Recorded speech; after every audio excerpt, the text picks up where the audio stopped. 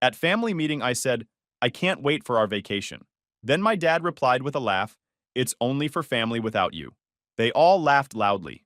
I just nodded and left. 5 days later, my mom tried to withdraw $5,000, but then I blocked the card and wrote, pay without me. Panic ensued. I need to get this off my chest because what happened last week has completely changed my relationship with my family forever. I, 26, female, and I've spent the last 5 years thinking I was finally building a real relationship with my parents and siblings after being the family scapegoat my entire childhood. Turns out I was just their ATM with legs. Let me give you some background first. Growing up, I was always the odd one out in my family. My parents, David and Linda, both in their early 60s now, have always been obsessed with appearances and social status. My older sister Monica, 29, and younger brother Jake, 24, were the golden children who could do no wrong. Monica was the popular cheerleader who married her high school sweetheart right after college, and Jake was the star athlete who got a full scholarship to play football. Then there was me. I was the quiet kid who preferred books to parties, who got straight A's, but somehow that was never as impressive as Monica's social achievements or Jake's sports trophies.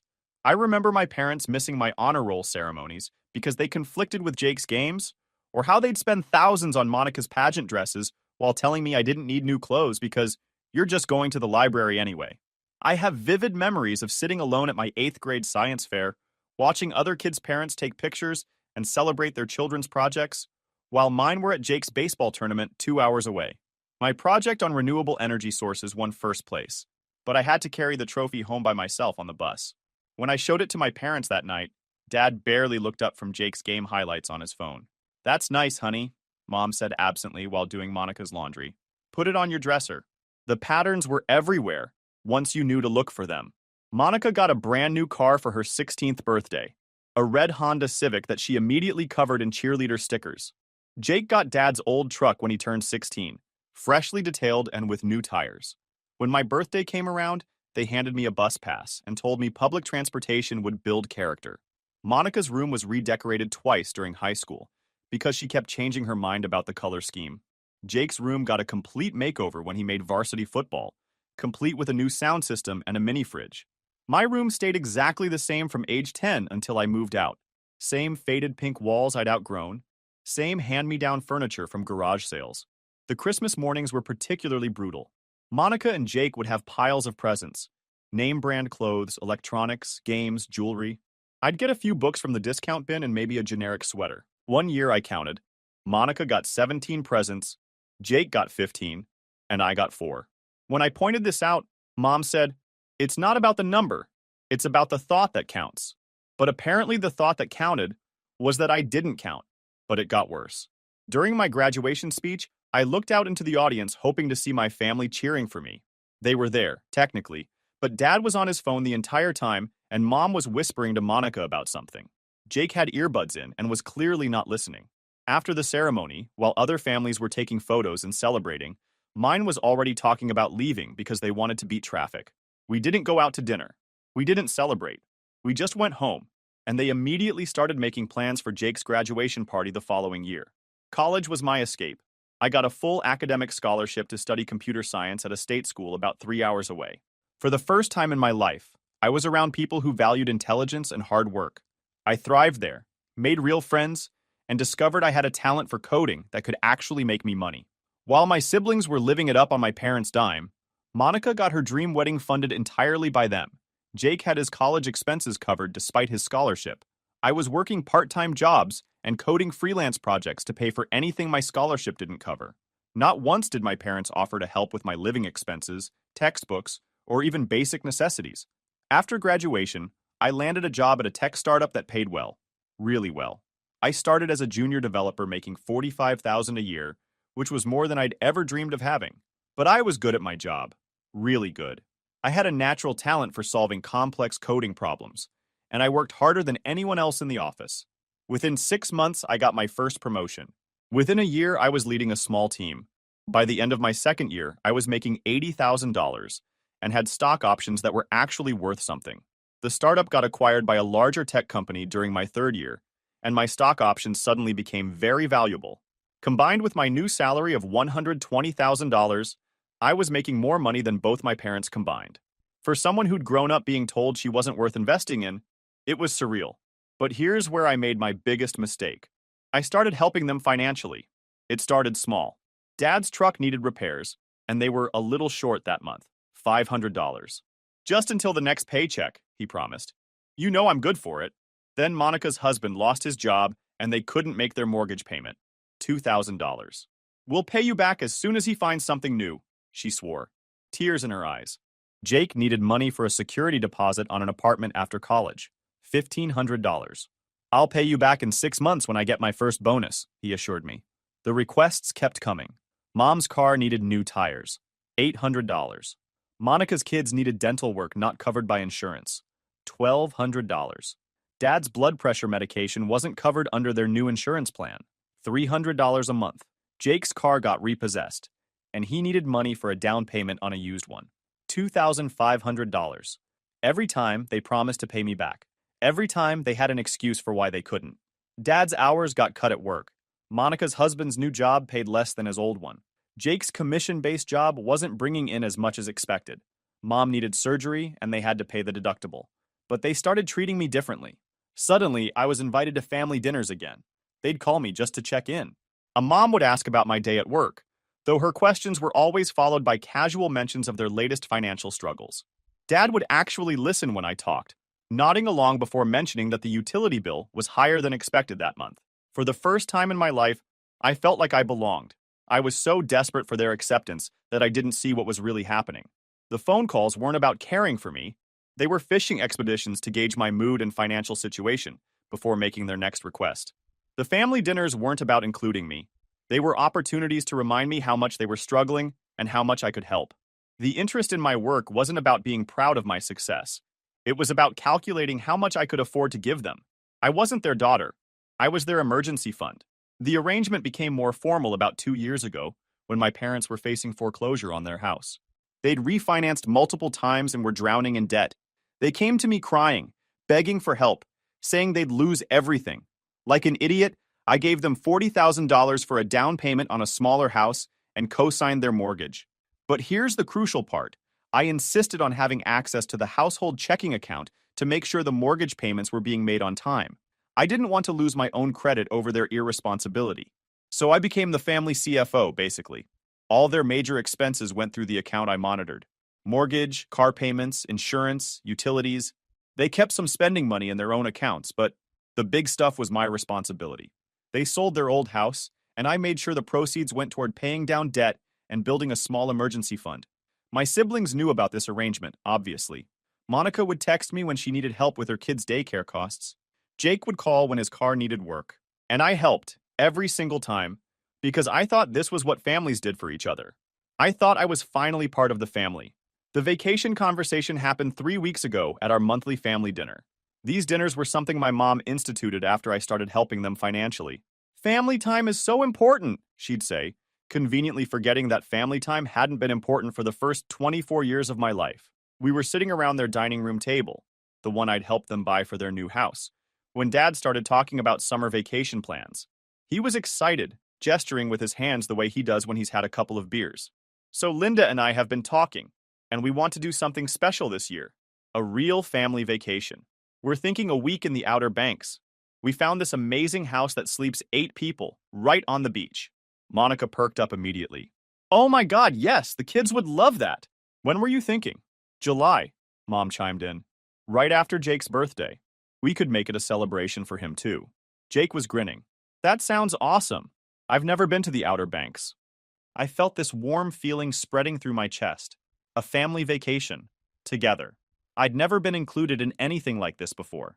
Their previous vacations had always been just the 4 of us. My parents and my 2 siblings. I'd hear about them afterward through social media posts and casual mentions. I can't wait, I said, probably sounding more eager than I meant to. This is going to be so much fun. Do you want me to help look at rental houses? I'm pretty good at finding deals online. That's when it happened. Dad looked at me with this confused expression, like I just said something completely ridiculous. Then he started laughing. Not a happy laugh, a mean one.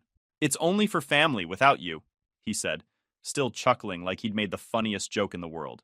The table erupted. Monica giggled behind her hand. Jake nearly choked on his beer from laughing so hard. Even Mom was smiling, though she tried to hide it behind her napkin. I sat there feeling like I'd been slapped. The warm feeling in my chest turned ice cold. I I don't understand, I managed to say.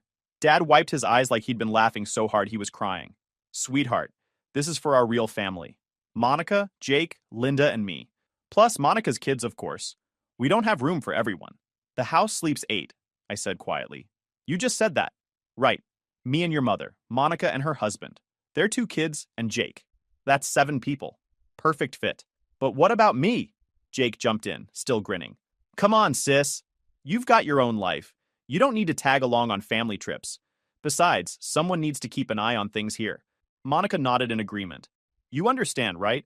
It's just different when you're there. You don't really mesh with the family dynamic. I looked around the table at these people I'd been supporting financially for years. My parents, who I'd saved from foreclosure. My sister, whose mortgage I'd helped with multiple times. My brother, whose entire post-college life I'd subsidized. I mesh just fine when you need money, I said. The laughter stopped. Dad's expression hardened. That's different. That's just you helping out family. This is about spending quality time together. Right, I said, nodding slowly. Quality time. Got it. I stood up, grabbed my purse, and headed for the door. Where are you going? Mom called after me. We haven't had dessert yet. Enjoy your family time, I said, without turning around. I drove home in a daze, their laughter still echoing in my ears. It wasn't just that they'd excluded me from the vacation, it was how they'd done it. The casual cruelty. The assumption that I'd just accept being treated like an outsider in my own family. The way they all found it hilarious that I'd thought I was included. I spent the next few days thinking about everything. Really thinking. About all the times I'd felt grateful just to be acknowledged by them. All the money I'd given them over the years. All the times I'd told myself that this was normal. That families help each other. But families don't exclude each other from vacations and then laugh about it. Families don't treat one member like a walking ATM. Families don't make one person feel like they should be grateful for basic respect. I realized I'd been buying their love, and they'd been perfectly happy to sell it to me. That's when I started planning. I didn't do anything dramatic at first. I just stopped. Stopped offering to help with expenses. Stopped asking how they were doing financially. Stopped volunteering to cover things when they mentioned money problems. The vacation came up in our family group chat a few times over the next week. Photos of the beach house they'd rented. Discussions about what activities they wanted to do. Everyone was so excited. Everyone except me because I wasn't invited. Then, 5 days after the dinner, I got a notification on my phone that made my blood boil. My mom had tried to withdraw $5,000 from the household account. $5,000. I logged into the account to see what the withdrawal was for, and there it was. Beach house rental deposit. They were using my money to pay for the vacation I wasn't invited to. The audacity was breathtaking. They'd excluded me from their family-only trip, laughed about it in my face, and then tried to use my financial contributions to pay for it. I sat there staring at my phone screen for a long time. Then I opened my banking app and froze the account. Just like that. One click, and their access to my money was gone. Then I sent a message to the account memo function where they'd see it the next time they logged in. Pay without me. My phone started ringing about an hour later. Honey, there seems to be some kind of problem with the bank account, Mom said when I answered. Her voice had that fake sweet tone she used when she wanted something. I was trying to transfer money for the vacation deposit and it's not working. That's strange, I said, my voice perfectly calm. I was actually enjoying this. What kind of problem? It's saying the account is frozen. There must be some kind of error. Can you call them and get it sorted out? We need to get this deposit in today or we'll lose the house. Oh, that's not an error, I said, taking a sip of my coffee. I froze it. Silence. Complete, total silence. I could picture her face, the way her mouth probably dropped open, the confusion turning to panic. You... what? Her voice was barely a whisper. I froze the account. If this vacation is for family only, without me, then I think you should pay for it without me too. Makes sense, right? I could hear her breathing getting faster. Sweetheart, this is ridiculous. We need that money for the deposit. The rental agency requires it by tomorrow, or we lose the house. This isn't a joke. You're right. It's not a joke. Just like excluding me from the vacation wasn't a joke, even though everyone seemed to find it hilarious. That sounds like a problem for the family, I said, emphasizing the word family just like Dad had. I'm not family, remember? At least not vacation family. Don't be dramatic. You know what your father meant. It's just, it's easier with just us. Less complicated. You understand, right? You've always been so independent. Less complicated, I repeated, letting the words hang in the air. Is it less complicated when you need money? Because it seems like I become very family-oriented when there are bills to pay. Funny how that works. That's completely different. Her voice was getting shrill now. How? Explain to me how it's different. I'm genuinely curious about the logic here. Another silence. Longer this time. I could practically hear the wheels turning in her head, trying to find an explanation that didn't make her sound like a hypocrite. We'll talk about this when everyone calms down, she finally said, but I could hear the defeat in her voice. I'm perfectly calm, I said cheerfully. Are you? You sound a little stressed. Maybe you should take a vacation to relax. Oh, wait. She hung up. 20 minutes later, Dad called. What the hell do you think you're doing? He started, no preamble. I'm learning about family dynamics, I said. It's fascinating stuff. Don't get smart with me. Unfreeze that account right now. I don't think I will. This is our money. Really? Which one of us has been making the deposits for the last 2 years? That's helping family. That's what good children do. Good children, I said slowly. Tell me, Dad, do good parents exclude their children from family vacations and then laugh about it? You're being overdramatic. It's just one vacation. You're right. It is just one vacation. So it shouldn't be hard to pay for it yourselves. We don't have $5,000 just sitting around. Then maybe you should have thought about that before you decided I wasn't family enough to include. He was quiet for a moment. Quick pause, fellas. YouTube just dropped this new hype feature. If you're hooked on this story, smash that hype button. It tells YouTube this video deserves to blow up, and it keeps even crazier stories coming your way. Thanks so much for your support. All right, back to the drama. When he spoke again, his voice was different. Less angry, more calculating. Look, we can work this out. Maybe we can find a bigger house, include you. How generous, I said. But I think I'll pass. I've got my own vacation plans now. What vacation plans? The kind that don't include people who think I'm not family. I hung up and immediately started browsing travel websites. If they wanted to take a family vacation without me, fine. I'd take a vacation without them. A better one. Within an hour, I'd booked myself a 10-day trip to Italy. First-class flights, luxury hotels, private tours, the works. It cost more than their entire beach house rental, but I could afford it. After all, I wouldn't be subsidizing anyone else's vacation this year. The family group chat exploded over the next few hours. Everyone suddenly had opinions about my unreasonable behavior. Monica sent me a long text about how I was being petty and hurting the kids, who were so excited about the beach trip. Jake called me selfish and said I was ruining everyone's summer. But nobody addressed the fundamental issue. They'd excluded me and then expected me to pay for it. The next day, Mom showed up at my apartment. I could see her through the peephole, standing in the hallway looking stressed and tired. Part of me felt bad for her. Part of me remembered every time she'd chosen my siblings over me. I opened the door. We need to talk, she said. Do we? Please. Can I come in? I stepped aside and led her into my living room. She looked around at my apartment, the one I'd furnished with my own money, decorated with my own taste, built into a home that was entirely mine. This is nice, she said quietly. I don't think I've ever really looked around before. You've never been here before, I pointed out. She flinched. That's not... We've been busy. For 2 years? She sat down on my couch without being invited. Honey, I think there's been a misunderstanding. What kind of misunderstanding? About the vacation. We didn't mean to hurt your feelings. You didn't mean to exclude me from a family vacation and then laugh when I thought I was included? It wasn't like that. What was it like? She struggled for words. It's just, Monica's kids are so young, and Jake is still figuring out his life, and your father and I thought it would be nice to have some time with just them. And what am I? You're independent, successful. You don't need us the way they do. So, because I'm successful, I don't get to be part of the family? That's not what I said. It's what you meant. She was quiet for a long time. Then, will you unfreeze the account? No. We'll lose the deposit.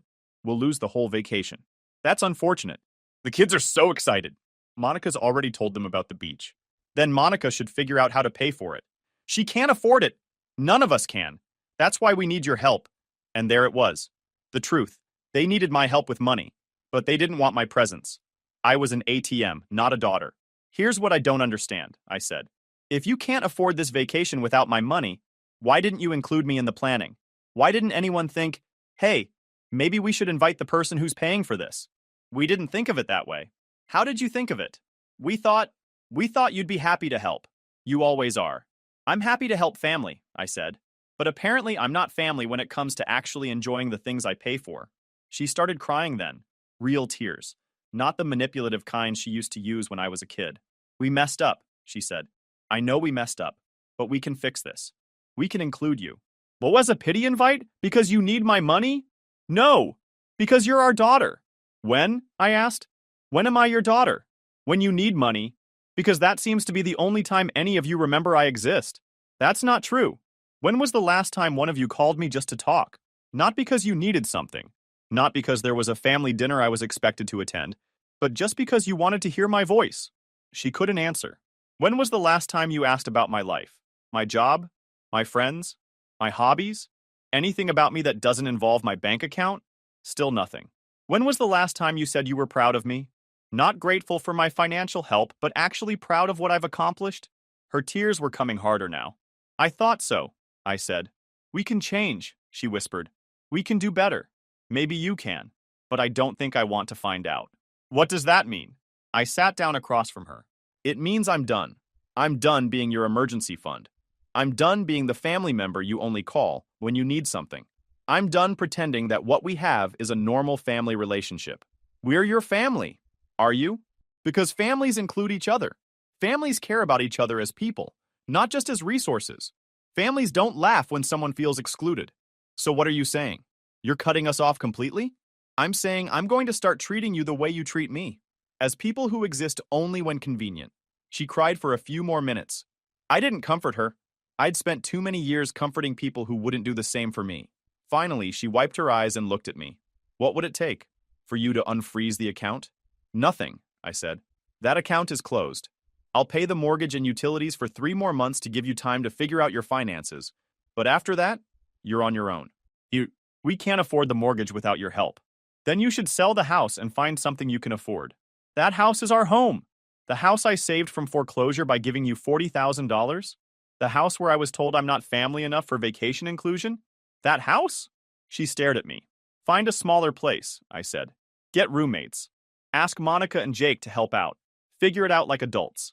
This is all because of one comment about the vacation? This is because of 26 years of comments like that. The vacation was just the last one.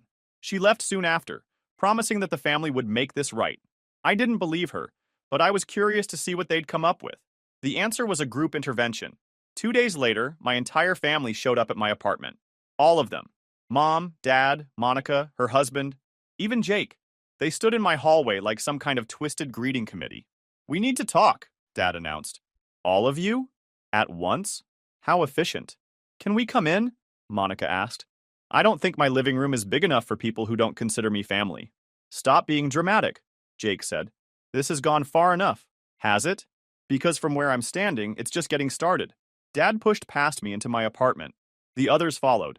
So much for being invited in. They arranged themselves in my living room like they were staging an intervention, which I realized they were. We've been talking, Monica began, and we think you're overreacting.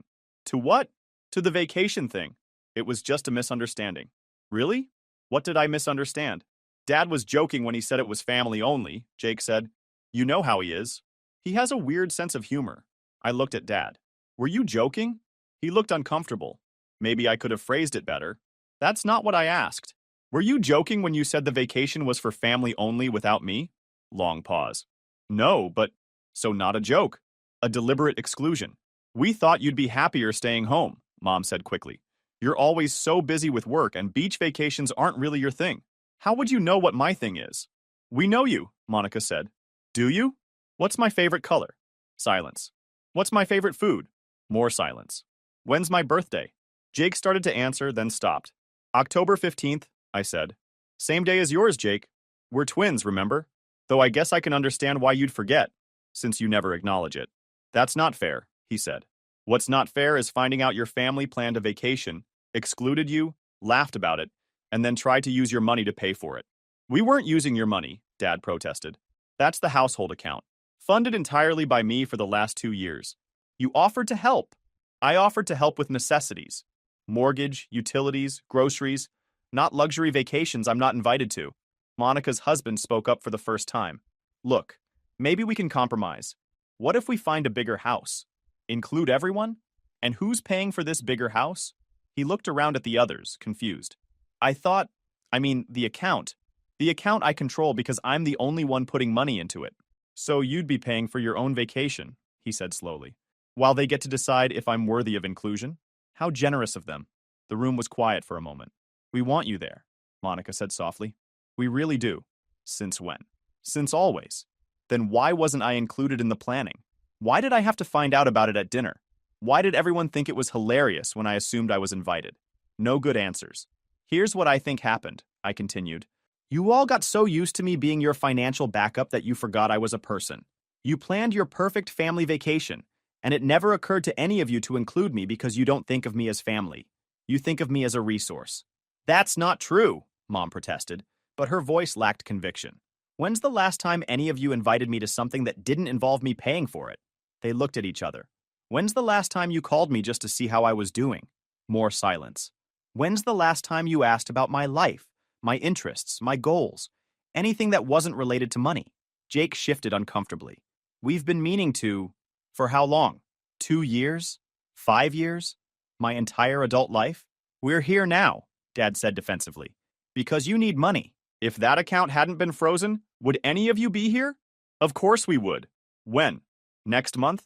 Next year? When was this family bonding session supposed to happen if you didn't need me to unfreeze the account?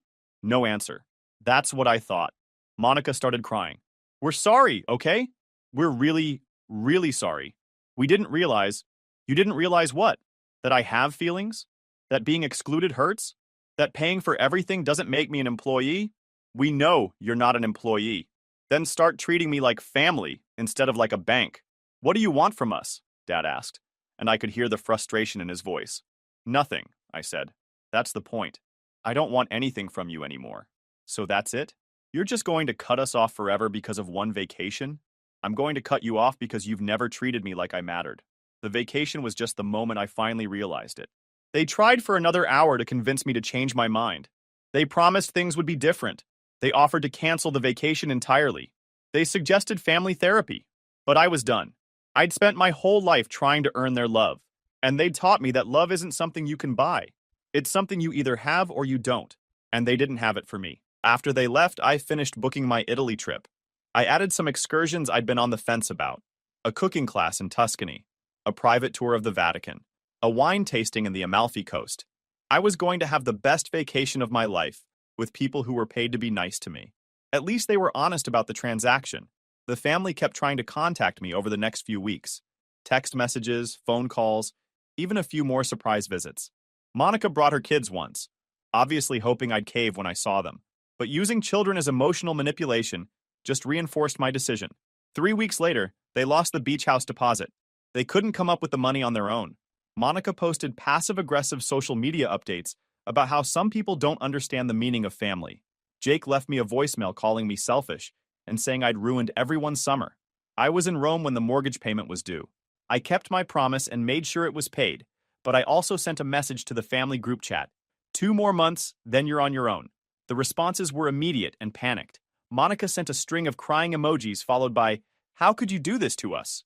Jake called me heartless and said I was punishing innocent children for the actions of adults. Dad sent a long message about family loyalty and how disappointed he was in me. Mom tried calling 17 times in a row, but I was sitting in a sidewalk cafe in Trastevere, eating the best pasta of my life, and I realized something. I was happy. Actually happy. For the first time in years, I wasn't worried about someone else's financial problems. I wasn't trying to earn anyone's approval. I wasn't walking on eggshells around people who were supposed to love me unconditionally. The Italy trip had been everything their beach vacation could never have been. I stayed in a boutique hotel in Rome with a view of the Spanish Steps. I took a cooking class in a Tuscan villa, where I learned to make fresh pasta from scratch with a grandmother who spoke no English, but somehow communicated more warmth and gestures than my family had in years. I toured the Vatican before it opened to the public, walking through the Sistine Chapel in complete silence with just 5 other people. In Florence, I commissioned a custom leather bag from an artisan who had been making bags for 40 years. In Venice, I took a private gondola ride at sunset and ate gelato while watching the light dance on the canal water. I visited vineyards in Chianti, where the owners treated me like family, the real kind of family, where you're welcomed and valued just for being there. Every day brought something new and beautiful. I hiked through the Cinque Terre, stopping in each village to try the local specialties. I spent an entire afternoon in the Uffizi Gallery, studying paintings I'd only seen in books. I learned basic Italian from patient waiters and shop owners who smiled when I butchered their language. And not once, did anyone make me feel like I didn't belong. Not once did someone laugh when I assumed I was included. Not once did someone treat me like my presence was an inconvenience or my exclusion was amusing. I was just happy. When I got back from Italy, there was a stack of mail waiting for me. Bills, junk mail, and a handwritten letter from my mom. The envelope was thick, like she'd written multiple pages, and my address was written in her careful cursive handwriting. The letter was long and rambling, full of apologies and explanations and promises. She talked about how they'd always been proud of me, how they'd never meant to make me feel excluded, how they wanted to rebuild our relationship. She mentioned family therapy, suggested we could all sit down together and work through our issues. She even included photos from my childhood, me at various school events, graduation pictures, a few family photos where I was actually included. But buried in the middle was this line: "We've talked to a financial advisor, and he says we might be able to qualify for a loan modification if you co-sign again. It would really help us get back on our feet and show that you forgive us." I threw the letter away without finishing it. 2 months later, I stopped making their mortgage payments. They called me crying, begging, threatening. They said they'd lose the house. They said it was all my fault. They said I was destroying the family. But I'd learned something important. I wasn't responsible for their financial problems. I wasn't responsible for keeping the family together. I wasn't responsible for earning love that should have been freely given. They ended up selling the house and moving into a rental apartment. Monica and her family had to move in with them temporarily. Jake had to get a second job to help with expenses. And you know what? They figured it out. Turns out they could survive without my money after all. It wasn't easy for them, from what I heard through the family grapevine. The rental apartment was half the size of the house I'd helped them buy. And with Monica's family squeezed in there too, tensions were high. Jake had to take a job at a local restaurant in addition to his day job, working nights and weekends to help cover rent. Monica had to start working part-time at a daycare center, something she'd sworn she'd never do because she wanted to be a stay-at-home mom. Dad had to swallow his pride and ask his employer for overtime hours. Mom started selling crafts at a local farmer's market on weekends, something she'd done as a hobby, but now needed for income. Monica's husband finally found steady work, but it required a long commute and paid less than his previous job. The adjustment was hard on everyone. Monica complained on social media about how cramped the apartment was, how the kids had to share a room, how they couldn't afford the activities they used to enjoy. Jake posted passive-aggressive memes about family loyalty and how some people forget where they came from. Dad didn't post anything. He'd never been big on social media, but I heard from a cousin that he looked like he'd aged 10 years and 6 months. But here's the thing. They adapted. They learned to budget. They learned to prioritize needs over wants. They learned to work together as a family unit instead of relying on one person to solve all their problems. Monica's kids adjusted to their new school. Jake discovered he was actually good at restaurant management and got promoted to assistant manager. Mom's crafts started selling well enough that she could contribute meaningfully to the household income.